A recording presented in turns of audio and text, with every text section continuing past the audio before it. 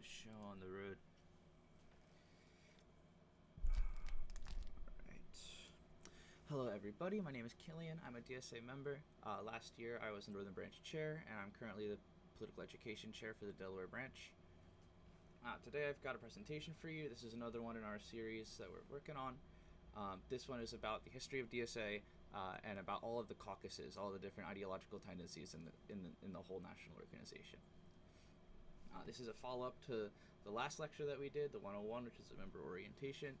I see a lot of stuff online about DSA. We're getting a lot of national attention now. Finally, we're on Fox News and shit. Lots of nonsense. So this is direct primary source information, a lot about the caucuses and about DSA that I've learned from being in DSA and from being around these caucuses. This is a collaborative effort, but a lot of it was based in my experience in the last couple of years as a member and at the 2025 convention last year. So let's get this show on the road. So like I said, we'll have a little bit about DSA National and the caucuses, and that is a lot of the meat of this. But to begin, if I were to give this in person, I'd go over these community rules, treat people with respect. We would use progressive stack. And Robert's rules. Because this is an online lecture, I'm just going to get right into it. So, a bit about the history of DSA National. So, back before 2016, it was a totally different organization. It really can be put into a timeline that is before and after 2016 as a summary of the development of DSA. Before 2016, it was basically a new fledgling organization. I think it still kind of is. But back in the 70s, there was a need for a DSA. There was the DSOC, which was a chapter-based organization. I think they were doing mostly political education, but it was a really social democratic based organization. It was really small, and it was led by a guy named Michael Harrington, who we're going to hear a little more about. This was, largely just political education and a space for social democrats and trade unionists. It wasn't necessarily like a multiracial liberation thing. It wasn't an anti-war thing. This was a lot to do with the trade union movement in the 70s. Now, this was an organization that was founded around the same time that Nixon was being impeached. So you can imagine the kind of political currents at the time. Oh shit, the system is totally broken. These guys are spying on us. We need to make something new. And so this was, I guess, a social democratic response to the crisis of confidence that the Nixon era brought. At the same time, there was NAM, the New American Movement, NAM. This was, in contrast to that unionist movement, this was a student organization. So this was specifically in chapters around different colleges in the U.S. These guys took a little more radical of a position on Palestine and a couple other things. These guys were anti-war, anti-imperialist in some ways.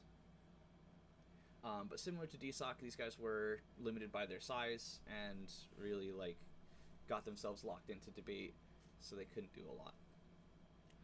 By 83, they ended up merging with DSOC, and they made what we know now as DSA. So that was kind of baked in this old strategy made by the Communist Party of Great Britain, actually. This guy, Mike McNair, put together the idea of a caucus system where there would be internal debate with a free, somewhat free marketplace of ideas, with everybody competing towards a similar goal, with different caucuses naturally forming, competing, cooperating, etc. This kind of consensus about how things should work was formalized with the Harringtonite Consensus, which pushed together NAM and DSOC's different opinions about the Israeli-Palestine situation,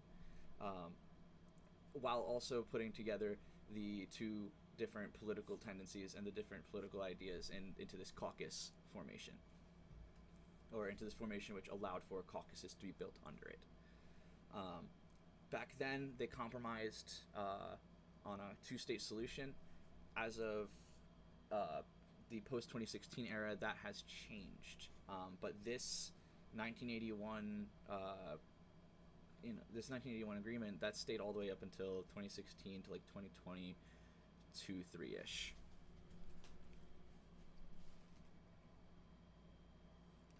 So here's our low poly Michael Harrington. From the reason that it really can be put into two eras pre-2016 and after is because it really is the amount of time that the Harringtonite consensus lasted was up until 2016. That is, the DSA was a social democratic organization with largely social democratic goals and largely social democratic methods. We were part of the Socialist International, which, despite the name Socialist, is a social democratic organization. That is a liberal org that seeks to support capitalism and to keep that shit running. We were part of that all the way up until 2016, where the National Convention, I believe, chose to leave. But before the Harringtonite Consensus, the things that it left us were these things: a realignment as a strategy, that is realignment of the Democratic Party. And so you might have seen the news saying DSA is taking over the Democrats, and the Democratic Party wants to destroy the Democrats and change the Democrats, and they're taking over. That was one of the strategies that DSA had. Since the 80s, that has been the main strategy that DSA had was entryism into the Democratic Party so that perhaps a socialist majority might be built. They wanted a popular front without Stalinism, so that would be a whole broad center-left to left-wing coalition without the authoritarian leftist tendencies of a Stalinism as they saw it back in the day. And at the end of the day, what that really meant was that they were just like loyally opposing the powers that existed. They never actually really challenged the Democratic Party. They never really challenged the power base. Yeah, there were a couple electeds, AOC and Bernie, who can hold up a flame. But these guys are really not calling for revolution. They're not calling for a totally new system. These guys are loyally opposed to the Democratic Party and its many organs. So post 2016, something's a little different. Things started to change. I think people got a little bit of a different idea after Bernie had the election stolen from him, and so a lot of people were rubbed the wrong way from that. Bernie was doing really good in some of his early campaign polling, and then the party conspired against Bernie in the Nevada primary in order to make sure that he could not win.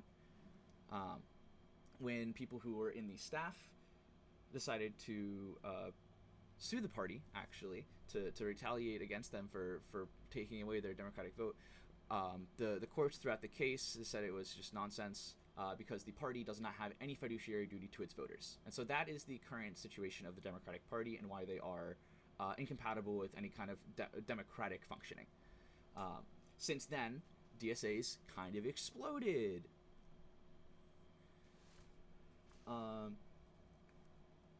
mean, I think it's quite simple. The betrayal was ridiculous. It was clear, and as much as MAGA and the right could make a Tea Party and a new movement, it was very clear that the left needed the same thing to happen.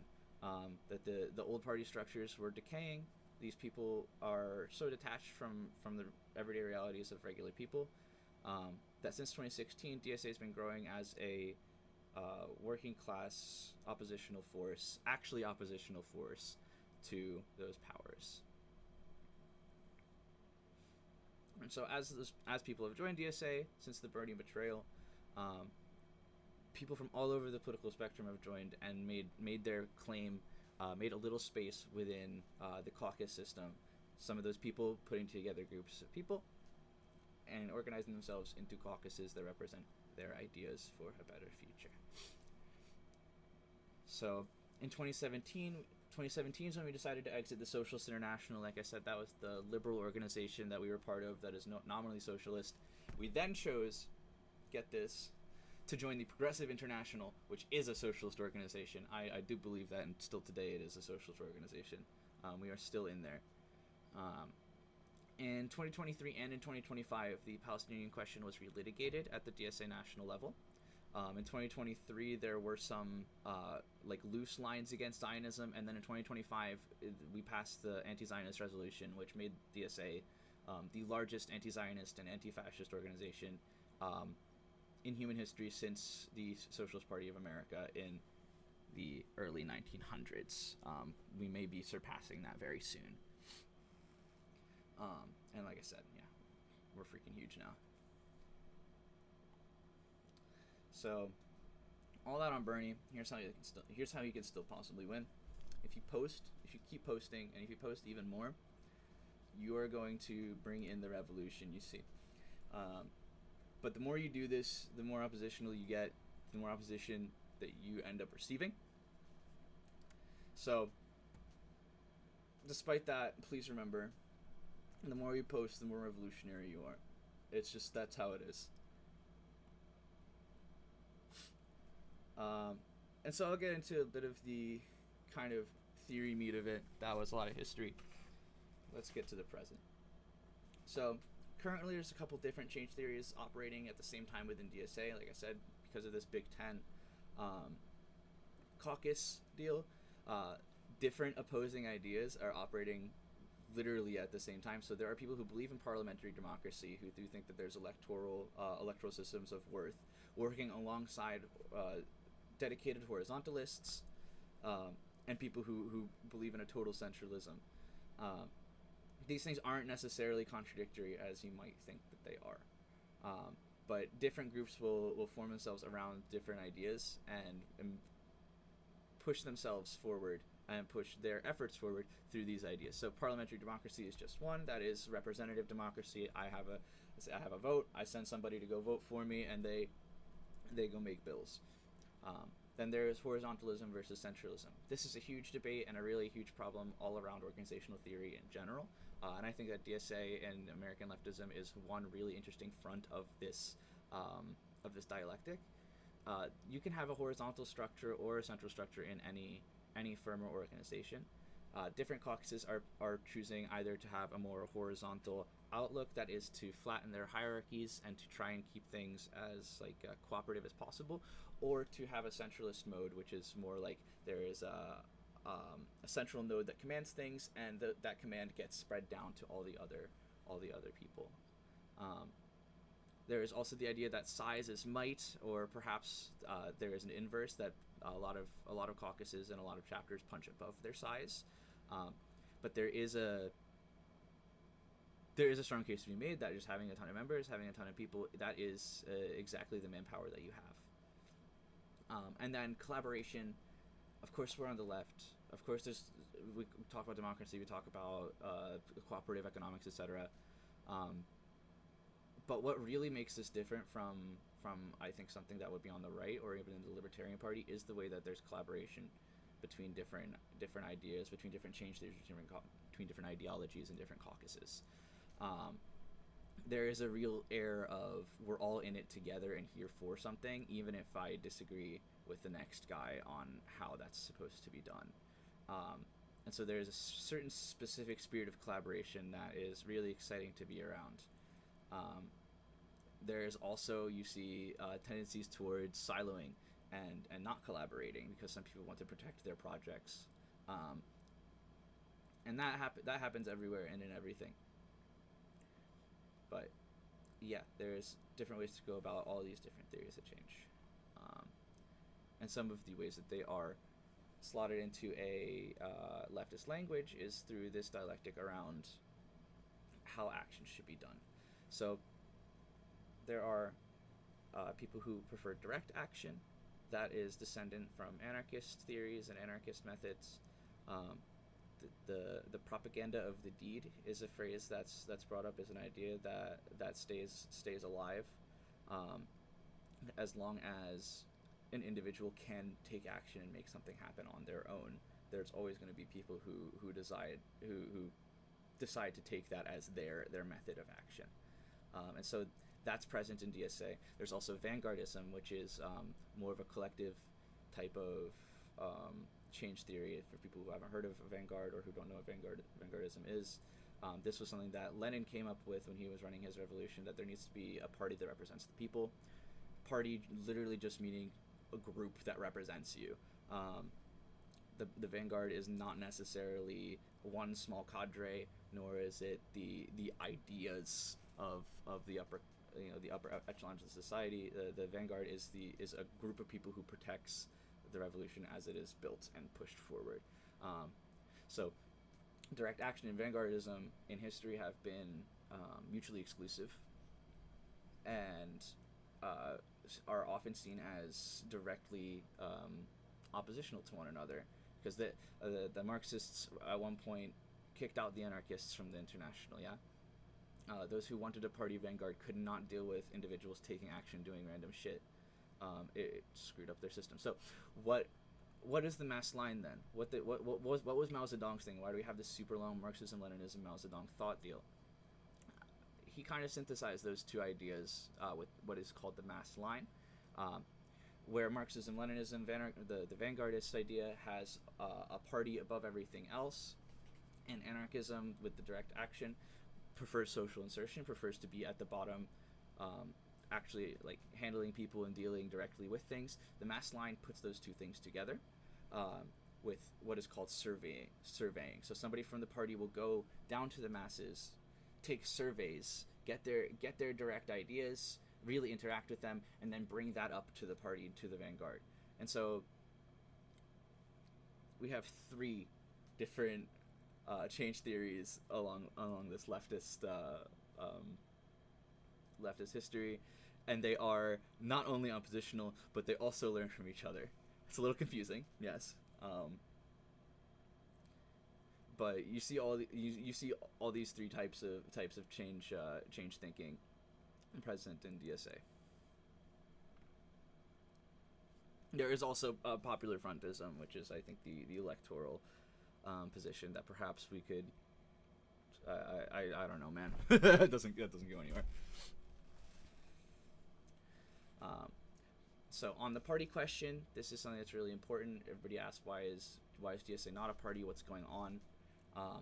So everybody knows the quagmire with the two existing parties. Everybody feels like they need to vote for those two, the Democrats and the Republicans, and that we're told that if we vote for a third party, this is a wasted vote. We're throwing our shit away, and we're actually electing the guys that we don't like. I think that idea is a chain.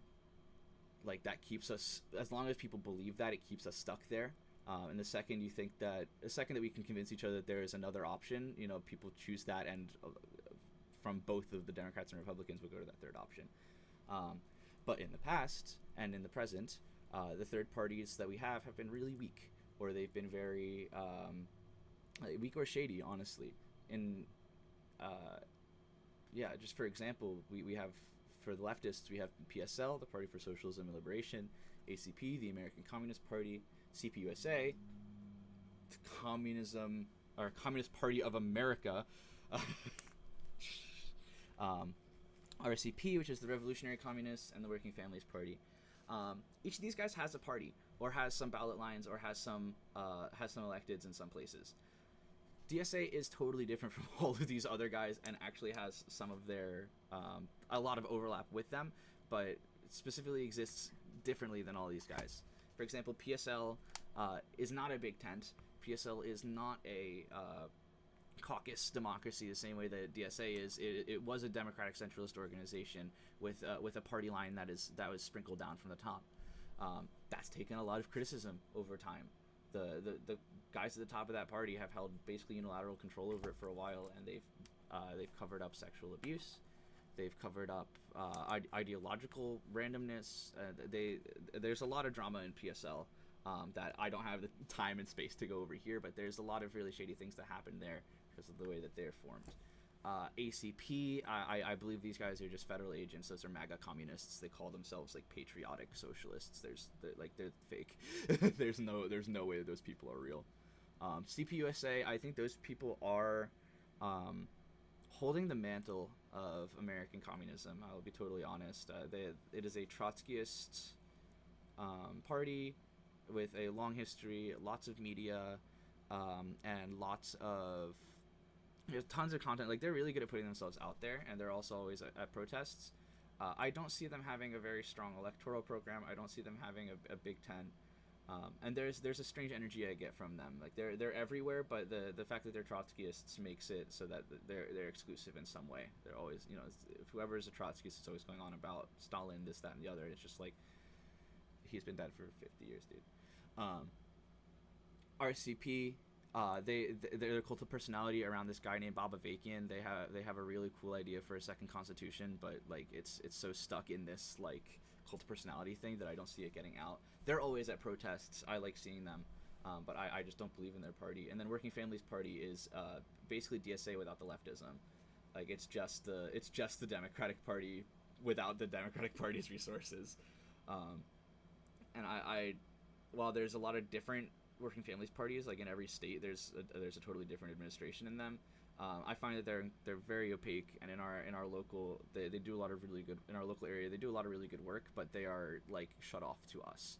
So perhaps there's entryism in the Working Families Party that's possible, but that's kind of the situation as it's seen. Is we could run with the Democrats or Republicans because they're the main parties. Everybody believes that they have to run with them, or we can jump into one of these third parties, but they're specifically built kind of around and against us. So then there's DSA that's left. So what's the DSA difference? It is that Big Ten. It is the caucus situation where anybody can come in and make their caucus and push their ideas, as long as it's anti-capitalist in some way, yeah. And that democracy, actually, like functional democracy, is a norm within DSA. At every meeting, there's votes. We make sure that members are active. Really trying to practice like discussing, especially with people who have different ideas, how to compromise and how to get to how to move forward even when things are seeming very bleak. Within all of those other formations, they might have one of those things, that there might be multiple ideas present within, like I don't know, there might be multiple ideas present within CPUSA, but there is no Big Ten in any of those other ones. There is no democracy as a norm within all those other organizations. I mean, CPUSA, PSL, RCP, they might say that they have it, but I think if they did, there would be far more members and far more breadth in their perspectives. So DSA is really special because it's actually a site not just of struggle, but of like learning and like the persistence of democratic norms of like it feels like a very old America is still alive here. But the part that was about speaking up for the right thing. And so some answers to the party question. There, of course, is a whole spectrum from electoralism to basically like revolutionary dual power kind of system. There is a wide breadth of different perspectives on what is going to work. But as time has moved, it seemed like staying with the Democratic Party has become less and less popular over the last 10 years. So just to go over the different ideas, a break is a break from the party. There is a strategy of a dirty break, which would just be like, we run as fast as possible, don't try and take anything with us, and we just make our own thing. Or sorry, I got that wrong. The dirty break is to take some of their assets with us, to take some of their methods, to be slow with it, and to make sure that they're like always watching behind their back, thinking about, oh, should I join DSA rather than be part of the Democratic Party. The clean break is what I was saying before. That is like, we should just pack it up and go make our own thing right now, and do electoralism as our own independent party away from the Democratic Party. Dirty break wants that to be a goal, but will do it very slowly. The party surrogate is similar, but that is the old method. That was we should join the Democratic Party in hopes of maybe incubating a Democratic majority over time. This has been less and less popular as time goes. The only person who wanted this was in our chapter debate was one of our electeds. Everybody else was like pro like dirty break or dual power. And so what is dual power? That is making an entirely new system, while the electoral system is running without any leftist opposition in it. So that is the idea that we could build our own government, build our own system, build our own alternatives to parliamentary liberal democracy, in the thoughts that liberal democracy is going to fade on its own. That's actually quite popular, and functionally is what the Bolsheviks did. It is something from anarchist theory, but it's something that the Bolsheviks did as their liberal system was fading. They literally just made their own in tandem. And eventually, when the liberals abdicated their power, well, who was left? It was the Bolsheviks. And so this is a pretty powerful idea. Then there is last the party realignment, which is the idea that we're going to actually get a majority in the Democratic Party and totally realign it by changing everybody's minds within the party. I think I was a little confusing with the way I explained this, so I'll go back into the party ideas. So realignment is the least radical of the ideas. It is the one that thinks that we can do things electorally normally, go through the Democratic Party, and through their system somehow create a majority there. The party surrogate is kind of in the middle on whether or not we should break or not. They want to incubate that new socialist party within the electoral system of the Democratic Party. So they think maybe there will be an electoral majority through that. Maybe it'll birth its own party naturally. Dirty break is more aligned with breaking straight out of the Democratic Party, but we'll do that slowly and with deliberate thought. And then the clean break is to get out as fast as possible, and the dual power base building idea is just like rejecting the premise entirely. I hope that made sense. On the topic of electoralism, this is a really neat topic and has really a lot to go with it because everybody has a different perspective on it, but nobody's totally anti-electoralist actually. The main sticking point, if you watch DSA debates online or if you see anything happening, it's not about whether or not elections work or not. It's about whether or not the electoral people that we put up there are actually accountable to us, and how much power they actually have is what the argument is always about. And so right now there's Zoran up there, very popular. He's capitulated on a lot of things, but he's been really, really consistent and an excellent messenger on a lot of other things. And so a big issue right now is how do we hold that accountable? How do we keep control of a situation like this? Because he's pretty much on his own. I'll be honest, I think that Zoran and the electoral project over there actually is outpacing DSA in some ways, but only because we don't have the structures to make our electeds accountable to the mass of our membership when they do something that is wrong, or if they do something that's right. We don't really have ways to congratulate them except by making some Twitter posts.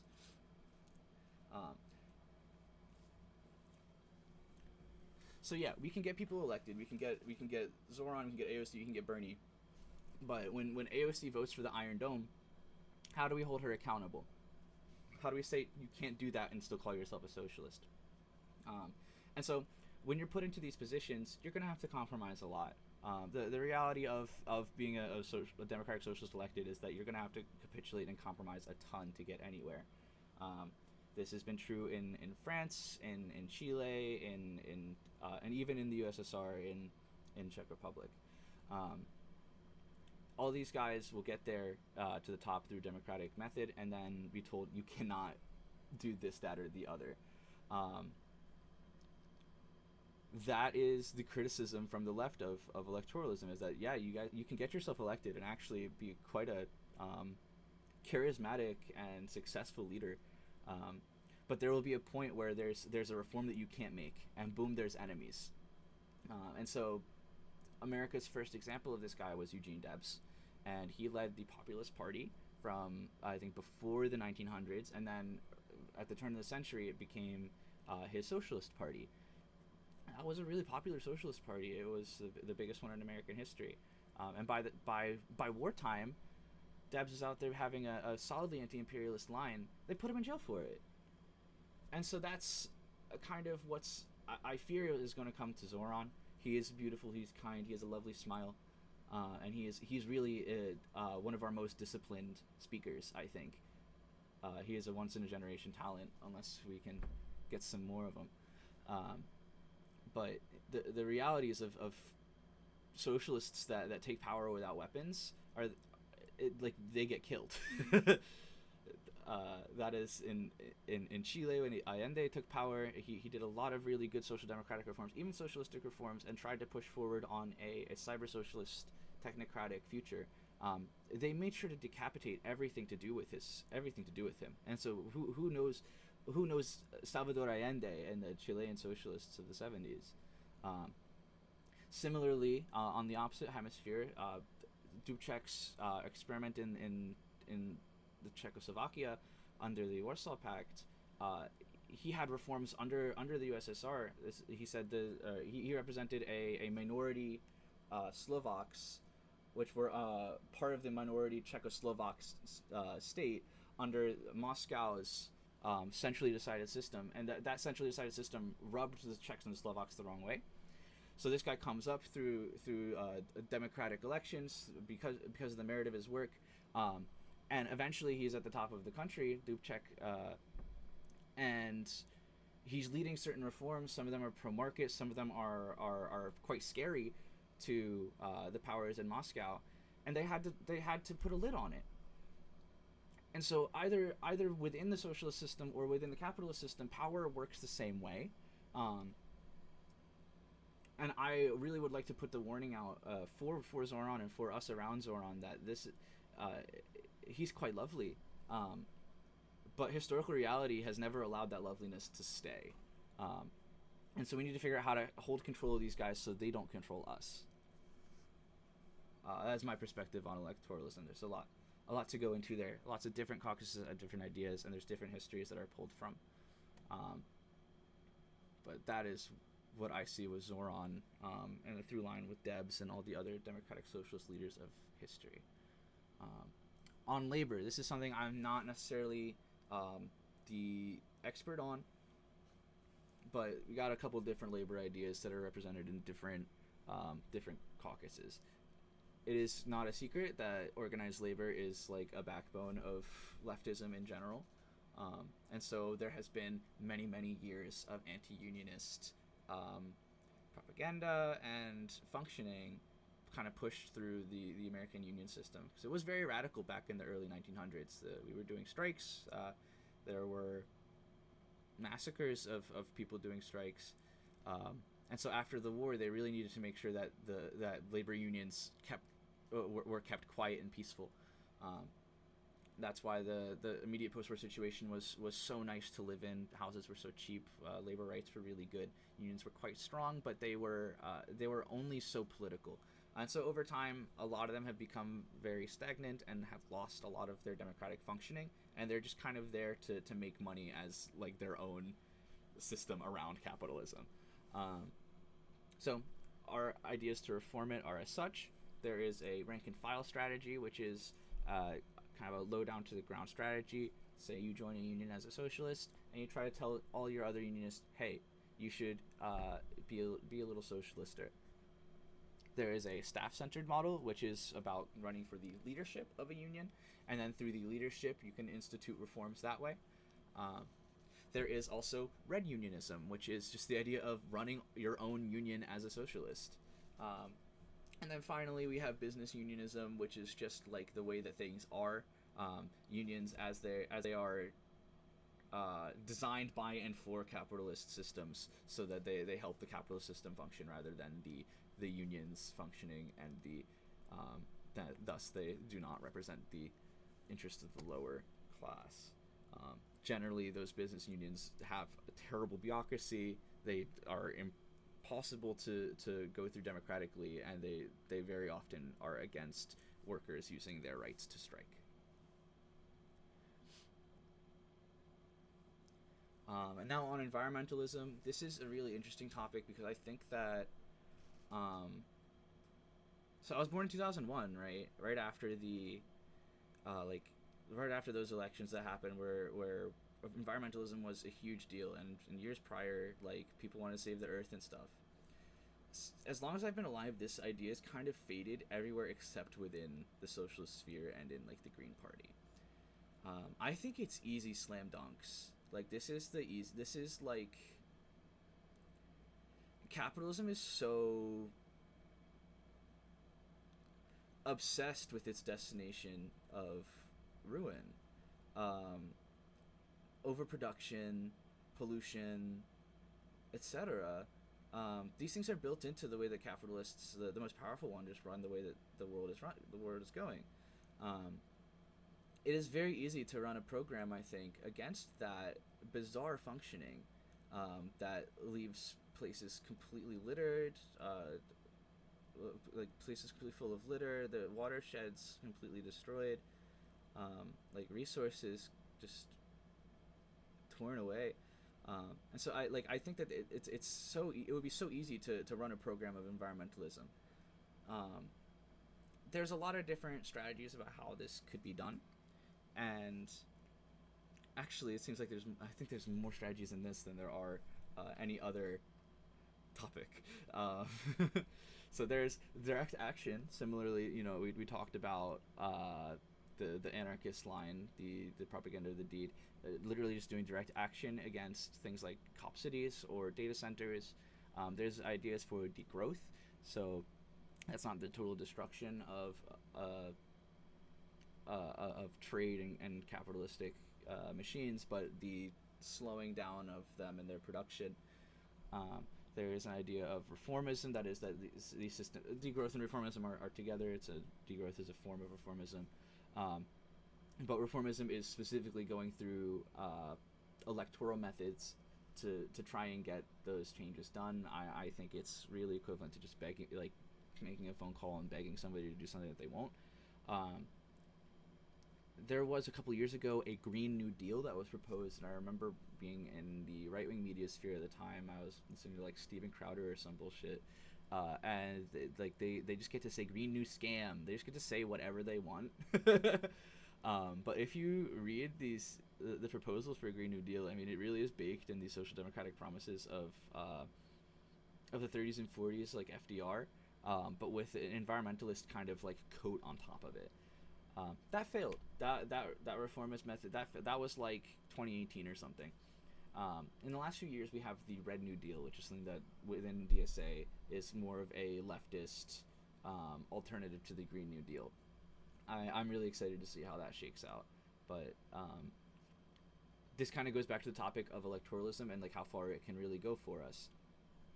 And so we get to eco-socialism as a concept, and I at first was really into it and really liked this, but the more I thought about it, the more I was like, wait, all socialism is eco-socialism. If your ideology is about destroying the mechanization, like the corrupt mechanizations of capital, you are immediately taking a degrowth position. Like if you think that we don't need to make so much, you are immediately taking a degrowth position. If you want a more cooperative economy, that is immediately a degrowth position. And so I think that eco-socialism is implied in all of the other types of socialism.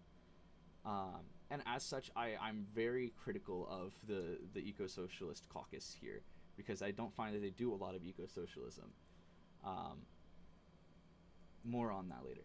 And I do think that they end up in a corporate tailist mode, and that is what a lot of the reformism ends up leaving you with. Yeah.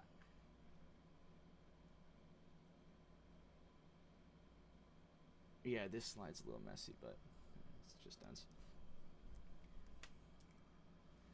So, onto the Labubu question. So, at the last convention, the Eco-Socialist Caucus brought some merchandise with them, and so that's regular, that's normal. You should have some merch. Getting some revenue is fine. You need it to survive under capitalism. But these guys brought Labubus with little tiny groundwork tees on them, and honestly, they were a little cute.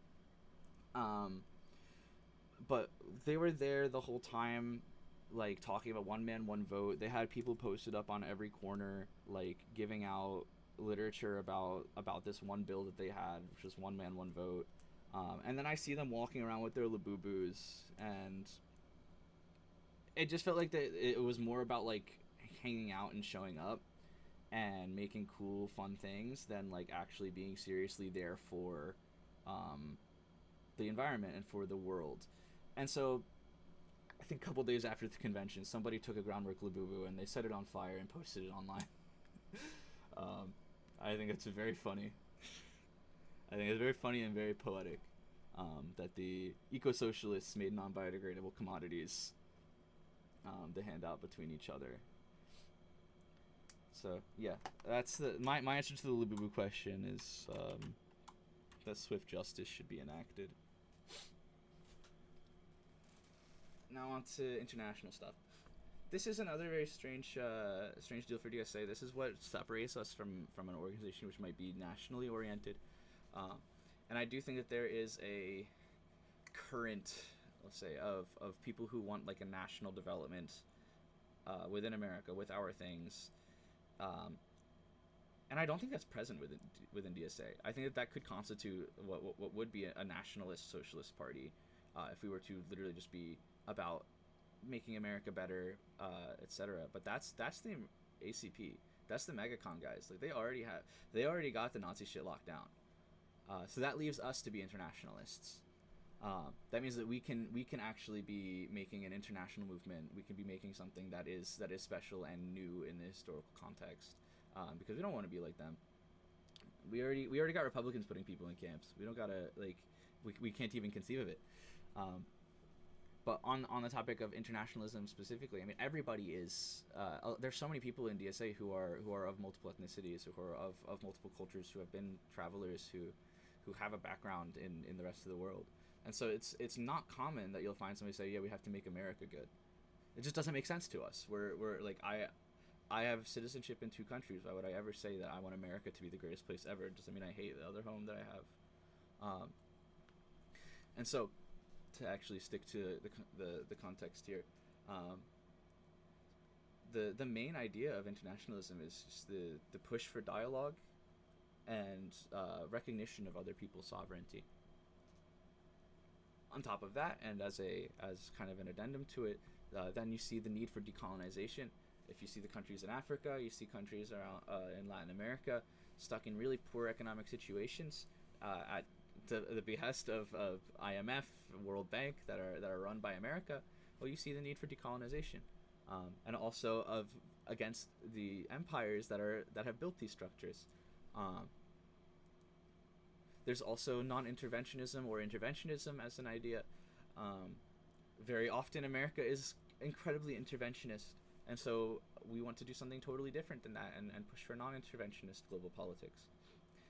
With that, we could build a stable and really incredible international cooperative economic system. All of these things are linked to internationalism.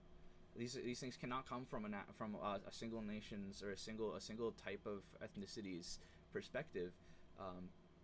When you see how Cuba has certain resources that we keep from them, well, we cannot, like, they can't make things that we can, unless we make a more cooperative economy, and then boom, they can trade for stuff that we've got. Boom, we can get the doctors that they have. Everybody's happy. Boom, we have a cooperative system.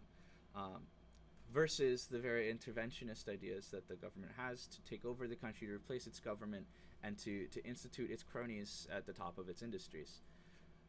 That's not cooperative. That's the exact opposite. That is competitive to a point of extincting, that is competitive to the point of extinction of the opposition. So as long as you can define a better system, we can do it through internationalism. We can do it through cooperativization. We can do it through an anti-imperialist line. But those things all come back to internationalism. Those things all come back to how we're not a one nation's organization. We're not a one nation's set of ideas. We're everybody and everywhere. I hope that makes sense. Kind of along the lines of international politics and internationalism, the phrase campist and campism is something that you'll find a lot in writings about American leftism and leftism from like the 80s all the way to like 2010s-ish. I don't think this is useful anymore. I don't think that these phrases and these labels are useful. I really think all they do is create enemies for no reason, when really it is kind of the global working class against the guys who administer the global system. But I'll define campism as it existed. So there were the ideas of 3 camps. The first one is the West. That's us. That's the decadent capitalist world. The second camp is adversaries to the West. So that would be countries like China, Russia, or Iran. And the third camp then is the global South, which is everybody else. People who were you would call somebody a campist if they were like radically pro-China or like obtusely pro-Russia, or you would call somebody a third campist if they were advocating for the global proletariat via like the global South. Um, I don't think that that's useful. I don't think I don't think any of that's useful at all anymore. It really is like the West and its like neo-colonial outposts, like Israel, like a lot of the European countries, um, and all of the countries that are being extracted from for the benefit of the financial system. Um, that includes even the neo-colonial administrators in the European countries and in the richer Asian or Latin American countries. Like even they are exploited the same way that the guys below them are. It's just that some people in DuPont in France get a seat at the table in J.P. Morgan in America. It's as simple as that. So it's those guys against the rest of us. I find that campism is not worth the time to explain. But I hope you guys found that useful. And so the most crucial bit of international politics that's really swung DSA wide open is the Palestinian question and the push for Palestinian solidarity over the last few years. So since 2017, DSA supported BDS. Supported BDS against the Israeli government. We've had anti-Zionism present since the beginning of DSA, but it was a compromise position up until 2016, 2017. Here we see that convention. It was a compromise position to be like tacitly anti-Zionist, to just be like, yeah, the settlements are no good, but you know Israel can exist as long as it, you know, so on and so forth about agreed on borders. Far more recently, a one-state solution is far more popular. That is with Israel's incursions into Palestine. A lot of people see that as a reason to take away their not just their ability to settle new territory, but to even call themselves a state. It is in fact an illegal settler colonial outpost, but that has not always been like the agreed on definition, and still today is not the agreed on definition. Most recently, Palestinian self-determination has come back into the conversation. At the last convention, there was an anti-Zionist resolution with several amendments on it. One of them prescribed a secular, integrated, I think it's a secular and integrated state for both Israelis and Palestinians.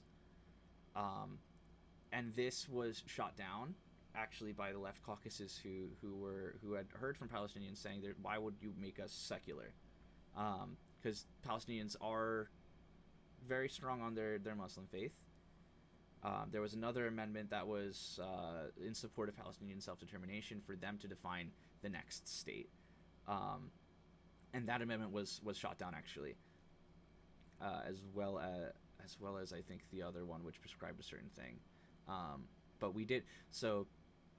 This is in the conversation, but it's tough to figure out how to get it like active, if that makes sense.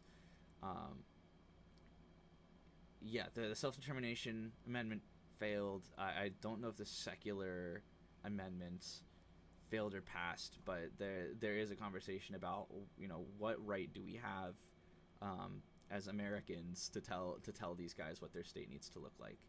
All we see is that the Israelis are incredibly rabid in their campaign of destruction of history, of people, and of the ethnicity of the Palestinians, and that is enough for retaliation, and that should be enough to allow Palestinian self-determination.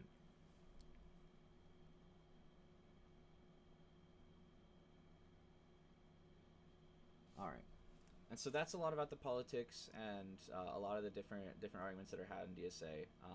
I hope I did an okay job kind of explaining the differences in perspectives and the histories of them. But I'm just a member. I'm not an expert on anything.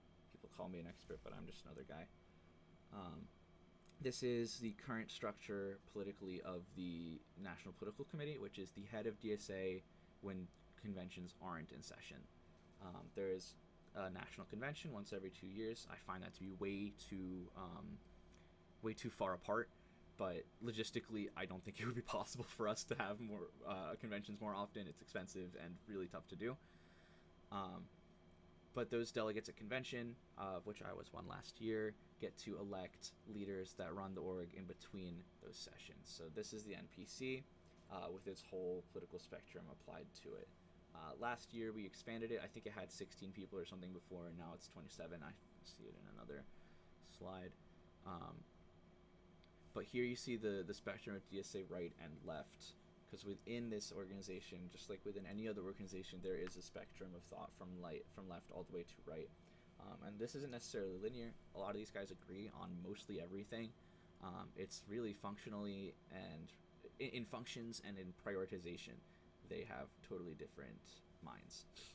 So I'll get into the explanation of all the caucuses. Oh yeah, here's all of our NPC members. These are very kind people. They have all volunteered to be part of the NPC, and they help run this organization in time between conventions. I appreciate these guys a lot. I could talk to about half of them. But yeah, a bit about the caucuses.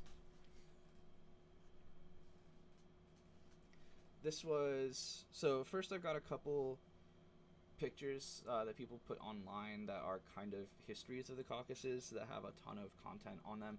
I'll leave this here for a second so whoever's watching can pause and kind of dissolve it. I've been told that both of these pictures are not good for some reason. I don't know what those reasons are. I think that these do fine at explaining the different tendencies and the histories of their development. But see, we have couple caucuses from the very beginning that split into some things, momentum, refoundation. Those guys don't exist anymore. But a lot of the guys at the bottom in this are still around. Liberation, Springs Revolution, Red Star, BNR, Groundwork, North Star, SMC. The only ones here that on the bottom that I don't see are like Winter and the Municipal Socialist Caucus. I haven't seen active whatsoever. Caracol, I know that they exist, and I think they sent somebody to convention, but I haven't seen them do anything. Everybody else here has representation either at the convention or in the NPC, except for Tempest. Also, Tempest is just a newspaper, I believe. And then here is another one. This is more of like a history of the parties and like how DSA got here. So we see also like the RevComs, PSL, Working Families, and all these other guys here also. But yeah, it all came from that Debsian Socialist Party, yo. Like we really have a very tight and connected history. But yeah, this is just like a chart of how each org came to be with Wikipedia a little bit stuffed in. But yeah, what do these guys agree on, these caucuses? They agree on anti-imperialism, but they do not agree in practice. They agree on degrowth and eco-socialism, but they do not agree on that in practice. And what they actually do agree on in practice is like economic exploitation and the way that everything is fucked up. So there's always going to be a lot of meddling, as there always has been in history, getting these people to fight more than cooperate. Everything that these guys think is often aligned, mostly aligned. But in practice, you see that they end up fighting each other a lot of the time. Alright, now into the meat of it. So, Bread and Roses is fucking awesome. I'm a big fan of Bread and Roses. These guys are very pro-democratic road to socialism. These guys are baked in Allende thought and other democratic socialist experiments from the past.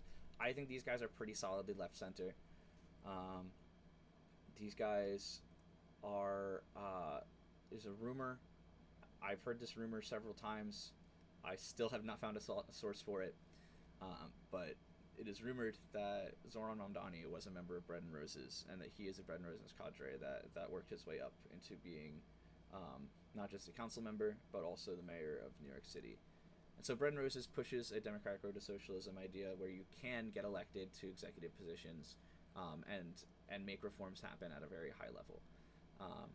Though they have, theoretically, again, I said this is a rumor, though they have guys like Zoran in power, they're actually kind of getting smaller and they're fading a little bit. I do like Bread and Roses, and I don't think there's a reason for it. I just think that other more radical tendencies and more fleshed out tendencies are taking the space from them. Yeah, and Bread for All and Roses too. That's Rosa Luxemburg. Caracol, this is the degrowth caucus. So there's two eco-socialist caucuses in DSA. This is the smaller left-wing one. These guys specifically take a Marxist degrowth perspective, and they are very pro-Green New Deal, very pro, like a radical Green New Deal. I think that a lot of the guys in Caracol are working on the Red New Deal.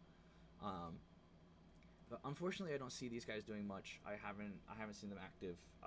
They were at convention, but who knows? Maybe they'll surprise us. I do think they have a really, really cute program. Then we have Commie Caucus. This probably deserves like its own presentation, but I just don't know enough about their internal drama. They've settled on being multiple tendency Marxists baked in a certain Italian Marxist tradition. That is operaismo. Please look that up if it's something that interests you. I'll very quickly just go and say that it is a perspective of Marxist dialectics that implies that it is the workers' struggles and work being done that drives forward synthesis. It is actually the workplace where revolution happens. It is in work that is being done that dialectics are moved forward, as opposed to somewhere else. You don't got to get too into it if it's not something that interests you. These guys lean a little left commie, and they've been working a lot on tenant organizing. I think that they were a split. Yeah, it's down there. These guys are trying to do tenants organizing in San Francisco and have been for a while. They're very pro worker unions and tenant unions. Last year at the convention, they didn't have their own like program, so they just kind of ran on what Red Star was doing. I think that's cool. They seem to have a really good program. These are the only DSA guys that like actually want to call themselves communists that aren't like Maoists. So I appreciate it. These guys call themselves Commie Caucus. I think they're a little bit asleep at the wheel. They say that they're like building the party, like they're getting ready for the revolution with the Vanguard or whatever. So does Red Star. I don't see the results from Commie Caucus yet. Perhaps we'll see it in the future. But the history of Commie Caucus was that it was formed out of a split. They were arguing over should they focus on tenants or labor organizing, and I guess they felt the need to split into their own caucus in order to push that, to push their perspective, which is mostly tenant organizing, I think.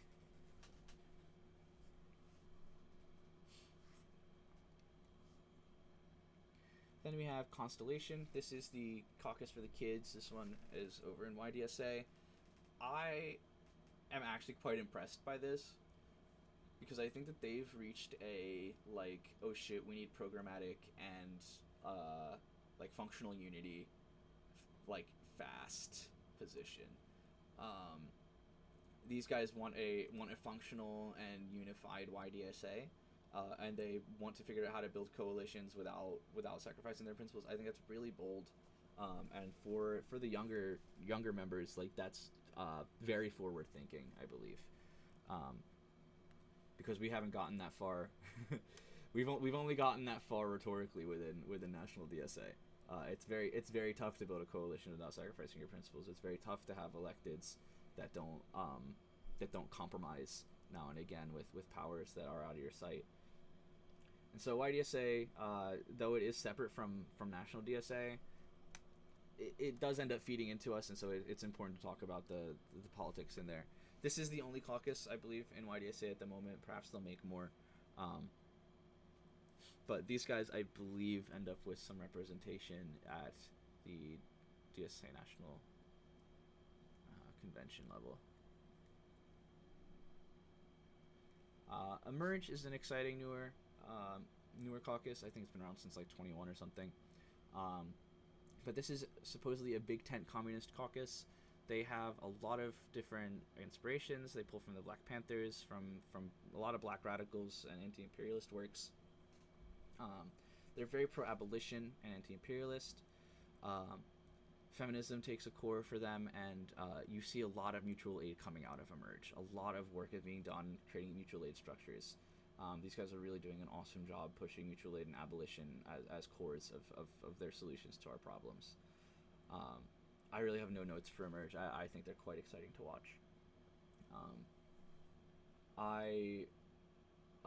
They took an interesting position on the Palestinian question because I believe one of their founders was a former IDF reservist, somebody who has relinquished that past and wants to do the total exact opposite of the military domination that the Israelis have been going on. So this program that Emerge has is baked in a real perspective and a real history of what imperialism was and did to people. And so these guys have answers baked in real history, and I think that's very, very interesting. Then we have Groundwork. This is the second eco-socialist formation in DSA. This is the main one and the big one. These guys were huge pushers of the Green New Deal back in the day. They still are on it, and I think that's cool. These are our strongest electoralists. Like I said before, they showed up at the last convention, and they were going hard on getting people to vote. And so they really care about it. They really do. These guys want the party surrogate method of achieving power. They think that it is possible to grow and incubate ourselves within the Democratic Party. And very often there's an electoral coalition between Groundwork and the Socialist Majority Caucus, one of the other caucuses. I have my criticisms of them. I do think that these large caucuses, the right caucuses, even though I disagree with their perspective, I think that they're so broad that there is an incredible they're so broad that there's so many different people to be judging. There's so much work being done in these works that it's hard to judge it with just one sweep. To say, oh, the Labubu thing makes them embarrassing is ridiculous, I think. I do think that we should work to hold each other accountable to our own principles, and so I really would like this to be seen as constructive criticism towards Groundwork. I want to see them do way more. I want to see them do green stuff. I want to see them talk about the earth. I want to see, I don't care about one man, one vote. It's a waste of everybody's time to be doing this shit. But if we can actually learn to speak with each other, and we can actually learn to collaborate, I do think that there's really good ideas here and really good energy here.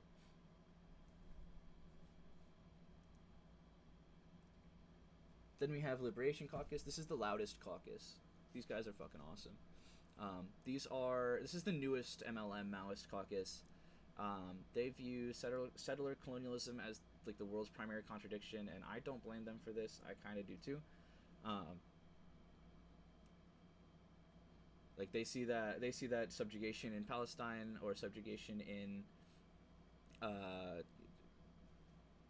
tribal lands somewhere are directly reflective of the ways that we treat each other in the so-called civilized West. These guys are along those lines very anti-imperialistic and very anti-chauvinist. So the like self-supremacy of a lot of Americans and like a lot of the American perspective, these guys will shout it down. These guys do not believe in the Democratic Party and in popular liberal elections as a useful means of change. And these guys were pushing for democratic centralism for a while. They are MLM mass line lovers. Now we have the Libertarian Socialist Caucus. This one is my caucus. I am a member of LSC. This is a big tent of a ton of different ideologies, but we can call ourselves the anarchists or the Libertarian Socialists. It really is everyone. Everyone who's not necessarily married to centralism and who is anti-capitalist is kind of welcome here. Horizontalism is the base of our organization, so that is without leaders, everybody themselves then is a leader, and dual democracy or building dual power is one of our goals, and to push for direct democracy and to build direct democracy as like a muscle is something that I see Libertarian Socialist Caucus doing that I don't see other caucuses pushing for, and that's why I'm one of their members. Because it's so broad, because it's from anarchists all the way to council comms, like we're very split on a lot of positions, including the electoral question, and so we have people that we run for councils. We also have people who argue against the existence of elections at the same time. The main change method of Libertarian Socialist Caucus is social insertion. That is kind of a derivative of the anarchist propaganda of the D. So we really believe that you should put yourself out there within the people and make your ideas heard and known, and through direct discussion, dialogue, and like actual analysis of the situation that you're in, you should be able to get, if not your perspective across, but to make you a strong perspective as a group, specifically in your area. I like this change theory. I like this group. I am very happy with this caucus. I think we could be doing a lot more work, and that we have a program that's not very fleshed out for the caucus, but there's something very special happening in LSC that I am very proud of. Then we have Mug. I think Mug, I'm a huge Mug fan. Mug might be my favorite, actually. Every other caucus says that they're the Marxist center. I think Mug actually tries to do it the best. They are very focused on reading and on education, and on getting people to know history so that we can make good decisions. I think that's incredible. Mug put together most of the program that we're running. They supported the presidential election bill at the last convention, and what else did they do? These guys are so active. They write so much. Most of the Workers Deserve More platform, the new one especially, was written by them. A lot of the stuff about finishing Reconstruction, I think that's incredible history that we're pulling ourselves back into. And so Mug really is trying to be a center of thought in DSA. These guys, it's a bunch of nerds. I'll be totally honest. I'd be one of them if I could read a little more consistently. They have like a whole study program and class you gotta go through to be a member. It's awesome. They mostly take from orthodox Marxist roots. One of the criticisms that I hear of Mug is that they are very entrenched in white communism and a white history, which does seem true from the outside.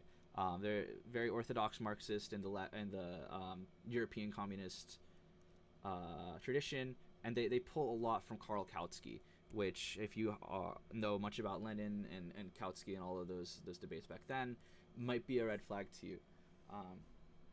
However, these guys hate a lot of the Kautskyist positions. They just cite them a lot. They are huge on splitting from the Democrats and running our own party, having our own system. They walk the line of the revolutionism and anti-imperialism and electoralism by pushing for a strong independent socialist party. I don't think there was one Mug resolution that I didn't like at the last convention. They're pretty awesome. Yeah, they want a new constitution. They're sick. They're fucking sick. Masswork is another Maoist caucus. This is the second one. I had this one here actually before Liberation because I learned about it before Liberation, but I haven't seen much Masswork stuff going on. I've seen far more with Liberation. They seem much more active. I do think that this may be a regional caucus, but this is just the other Maoist caucus that's not as loud.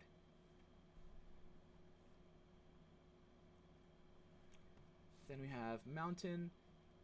Mountain is unique from the rest. They are not as much of an ideological caucus as much as they are a regional one. And I couldn't figure out which region they were in, but they're specifically a caucus that is built around a certain region where they were doing elections. and their perspective is built around Antonio Gramsci, his Marxist theories, and what they call pyramid electoralism. So they want to have an independent party. They're similar. They have a similar program to like Mug and all them. Like they want reconstruction, specifically in urban areas. They're cool with the big tent democracy. And they pull a lot from specific traditions. They seem to have been having some certain success. I saw these guys at the convention, but I would be lying if I said I saw them doing a lot. I do think it's just because this is specifically built around one area that it hasn't really escaped containment yet.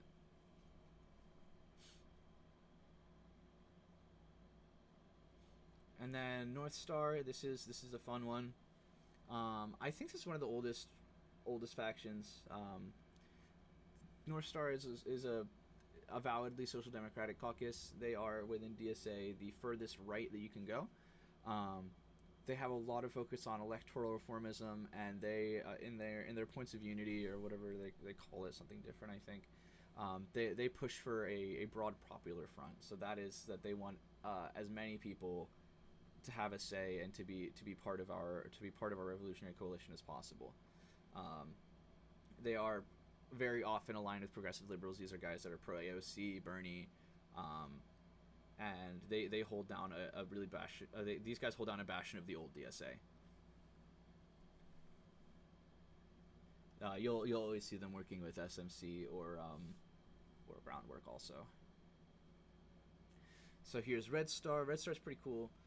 Similar to Mug, they think that they're the Marxist center, but I think that these guys are far closer to just their own thing.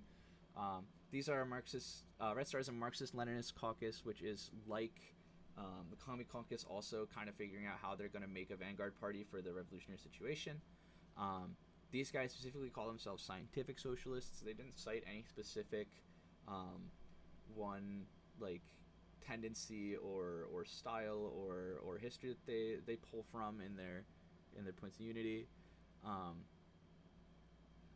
I find them quite competent. I whenever I see Red Star, they seem to have well developed positions, even if I don't agree with them. I am very horizontalist in my organizing, and so I tend to rub against guys like Red Star sometimes. But I do appreciate their perspectives, and I think that they are right as often as perhaps I am wrong. But yeah, these guys, just like everybody else, anti-imperialism, and they like to do a lot of work on mutual aid. So there's lots of collaborative work with Emerge and other Maoist caucuses, for example.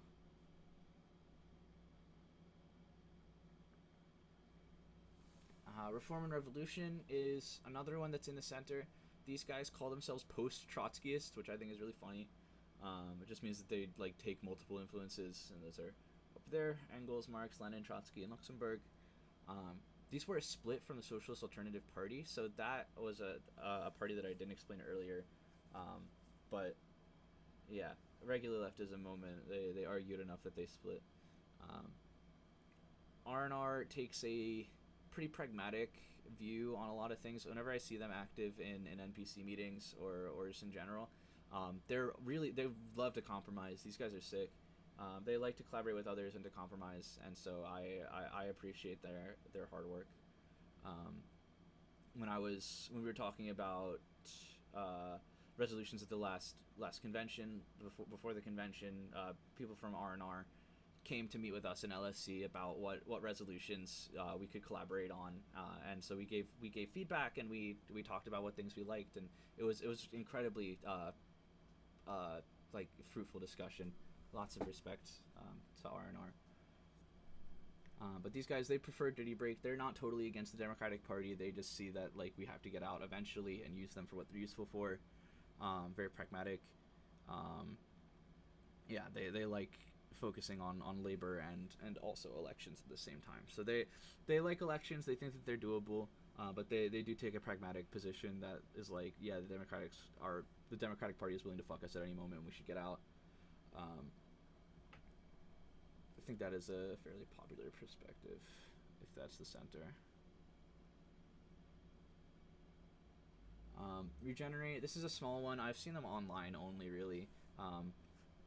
It's because this is, I think, specifically a Minnesota party, or like this is a caucus that's regional, similar to Mountain. This is another eco-socialist caucus, third one. They want an intersectional and revolutionary mass party that is similar to others, but their specific push for a party that is for everybody is, I think, unique to them. And they had a lot of focus on racial justice and feminism and internationalism. And this is in Minnesota, in the Twin Cities, where ICE was doing a lot of their bullshit, where a lot of police brutality was coming to a head. So this is a caucus that's very representative of the currents that came from those problems. And it all connects then to the environment, yeah. So next we got SMC. This is the biggest caucus in DSA, the most popular caucus. And like I said earlier, because of its size, it is actually quite broad. And there's people who are avowed Marxist-Leninists in SMC. Though this is another reformist function of DSA. This is another this is another formation that pushes for electoralism and who wants to join the masses as much as possible through the Democratic Party, and through nonprofits and through systems that aren't necessarily in DSA. They are so big that there's a lot going on. So like a lot of these guys, even though a lot of the DSA right might not be pro-Palestinian, these guys, like a lot of them were anti-imperialist enough to sign the AZR. And so there's a lot of reaching across the aisle, even though these guys might not be on the same plane as me. They want to stick with the Democratic Party as much as possible, and in this effort, they work a lot with GW and also with North Star in order to push their resolutions.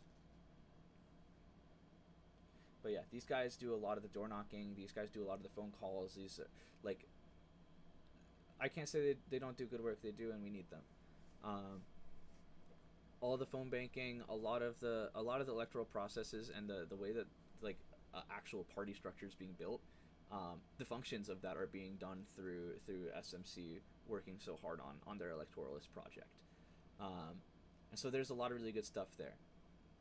In New York with Zoran, the door knockers couldn't have gone anywhere without the tenant unions, without there already having been established wins from DSA candidates in other in actually tangible things.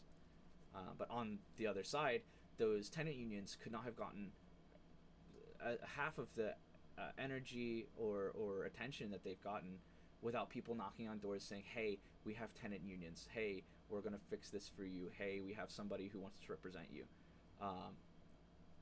And so don't get fooled into thinking that these guys are Bolsheviks by any means.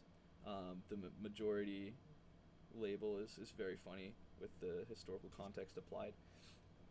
Because these are incredibly... I'm going to say soft. I don't mean that in a mean way. Like, these are soft reformists. And like we want these guys to be knocking doors for us because they are a really, really nice smile. And this is the type of majoritarian movement that you get before things get really ugly and people feel the need to start hurting each other over things. So I really like SMC. As much as I see them doing bullshit, as much as I don't think that electoralism is really useful. I almost joined these guys, and I know that there's a lot of really good work happening here that we need, and that they need us just in tandem. So yeah, on to the next one. SOR. SOR is also historically incredibly cool. This is not necessarily a caucus, but it was kind of built as an ideological formation out of like a slate of a bunch of candidates that were anti-imperialist, anti-Zionists. Streams of Revolution come specifically from the traditions of all the revolutionary springs. That is from the Arab Spring to the Prague Spring to Occupy Wall Street, all the way to the student encampments for Palestine. The things that were learned in those protests, in those movements, make themselves present with Springs of Revolution. I am incredibly excited by SOR. I think that this is an indication that people don't forget, and that we actually can learn from each other. Even from Occupy Wall Street, what was a very liberal, almost right wing. What did they do? The Tea Party.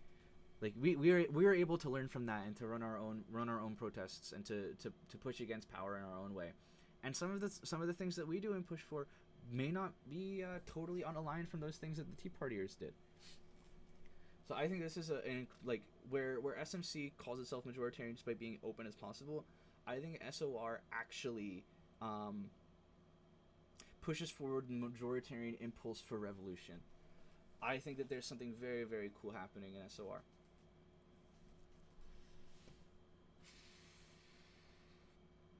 But I'd like to see them be like an actual caucus, though. Then there's Tempest. This is I've only seen them online. Similarly to, it's different from all the others. This is just like an online like news posting website. But they do seem like they want to be a network of some sort, and that they are quite active making their publications. So. Yeah, a lot of the same ideas and principles as a lot of the other caucuses, but these guys specifically have just an online corner that they post on. Yeah, these guys are quite small. There's 21CS. These guys are really cool. Also quite small and new. These are people who study actually existing socialism. That is like in China, Burkina Faso. Anywhere there is a revolutionary movement that's keeping itself alive, these guys are studying it and trying to not just understand, but to work towards an international future with those guys. They put on some seminars. One from I've watched 2 seminars of theirs. One with a representative from China and one with somebody from Burkina Faso. Both really incredible and informative speakers. But their cores are internationalism and anti-imperialism as a goal of that internationalism. Yeah, they're really cool because they show us what we're not. I think, where Mug studies the European Marxists and the 20th century Marxists. Where the Maoists study anti-imperialist movements, these guys specifically don't take one position. They say what's still alive and what's around and study that. And so they take a couple hardline positions that are hard to stomach. That's how that goes. But they have a very interesting perspective, and I really appreciate the webinars that they put on. It's very informative. All right, and that's all of them. That's all of it. That's it. There's a couple more that I didn't put here just because they're like all so small. Like Tempest almost didn't make it, and like Mountain just barely made it because they're around. These are most of the active, all of the active caucuses, all of the most active tendencies and ideas that are in DSA. This is a spectrum that I put together. It's not necessarily totally like linear and grouped well. Like for example, the things that are grouped together are not necessarily more left or right than each other. The groups are groups. So like everything Liberation to 21CS over on the left, none of those groups are necessarily more left than the other or right than the other. I do put Caracol and Groundwork as like the ends of the center, the left and right ends of the center. I do think that you go further left than Caracol, you get the revolutionary anti-imperialist guys. Even Caracol fits in there, I think. But if you go further than Groundwork, you get just the electoralism, really. But between that, you see all of the commonalities. That is, people doing tenant work, labor organizing, Democratic Road to Socialism with Brenda Rose's, R&R's pragmaticism, Mug trying so hard to work within the constitutional order as it exists to make a new one. And then Mountain actually applying itself to specific, applying a Gramscian Marxist analysis to specific regional contexts. So center is a center. I think that Mug, B&R, and R&R are certainly our center. I don't think that Red Star is a center at all. It's very funny that they call themselves that. But on the right, it's far more electoralist in their functioning. There's so many other things that each of these formations does, like saying this is just a spectrum, that the DSA left and right spectrum is just from revolutionary to electoralist. It's incredibly flattening, and that's why I'm saying like these groupings are groupings of like kind of tendencies along these ideas, rather than like LSC being more left than one of the MLM caucuses, and somehow the other MLM caucus is more left than this. This doesn't make sense. So the groupings are grouped. And yeah, that I think this is how it makes sense to me in the moment. Perhaps as things change, there'll be new caucuses, or some of these caucuses will change their perspectives as new material conditions arise. Love to see other perspectives on this. And so I showed you guys the picture of the NPC at the beginning.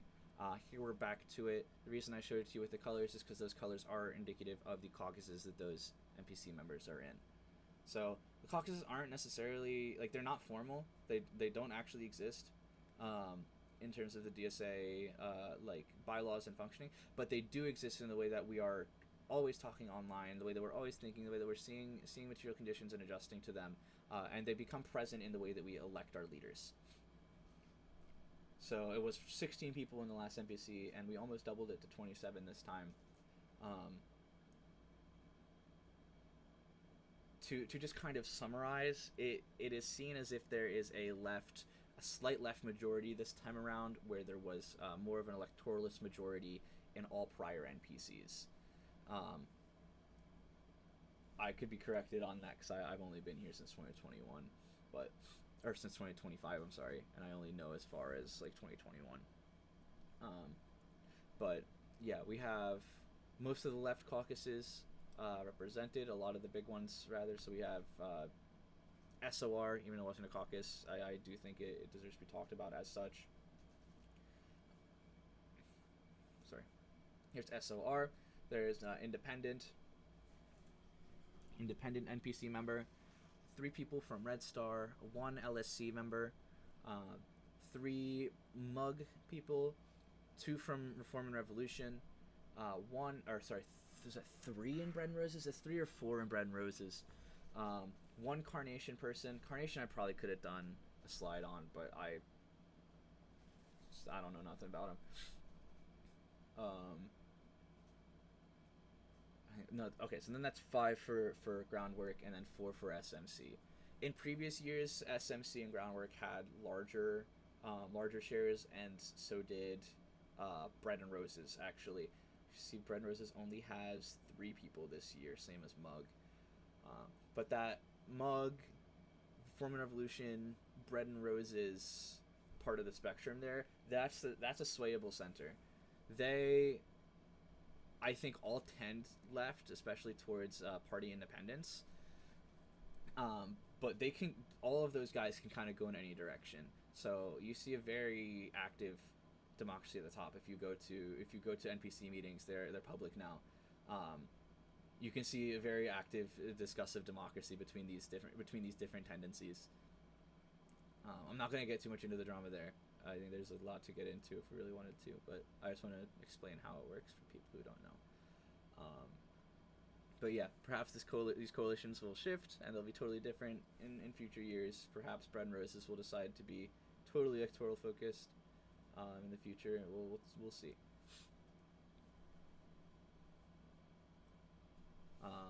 But yeah, last note here is that though the caucuses as a language of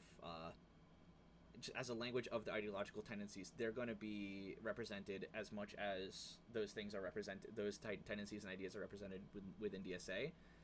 At the same time, if you are not necessarily super ideological, if you are not somebody who takes from a bunch of different histories, like if you're not a nerd like that, you still can rise. Like you don't have to be obsessed with caucus politics. You don't have to be stuck on a team to succeed in DSA. There is still independent people on the NPC, and I would say that even a lot of the caucus people are largely independent. For example, Like LSC goes lots of ways. But yeah, that's all I got there.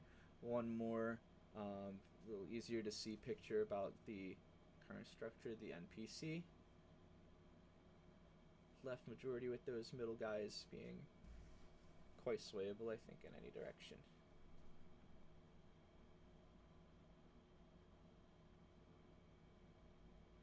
All right, and so I appreciate you if you watched that whole thing. You made it. You made it. I made it. We made it. Normally I would run a discussion here. If we were doing this in person, I would ask people these questions and let the discussion go for a while, but I will leave these questions for the comments.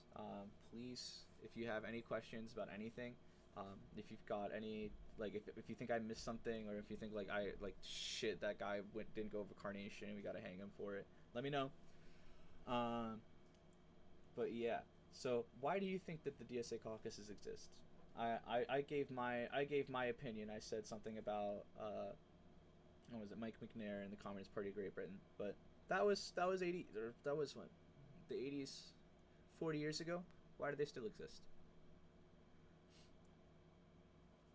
What new DSA caucuses do you think should or will exist?